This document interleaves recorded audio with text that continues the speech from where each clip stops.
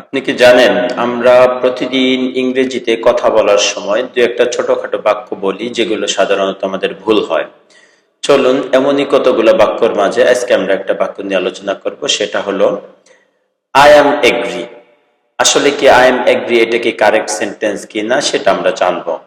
যদি ভালো লাগে তাহলে বন্ধুদের সাথে ভিডিওটি শেয়ার করবেন। আমরা যে কথার মাঝে বলে থাকি আই অ্যাম এগ্রি, আসলে এটা ভুল। এটা সঠিক হবে আই এগ্রি। কারণ এগ্রি মানে রাজি হওয়া, অর্থাৎ এটা একটা ভার্ব।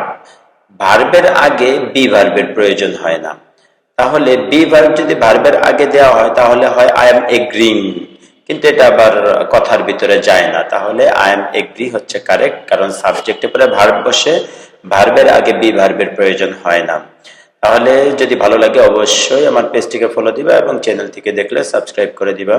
আজকের মতো এই পর্যন্ত। আরো নতুন নতুন ভিডিও টিপস পেতে, এরকম কমন মিস্টেক গুলো জেনে নিতে আমার পেজটিকে ফলো দিবা। আল্লাহ হাফেজ।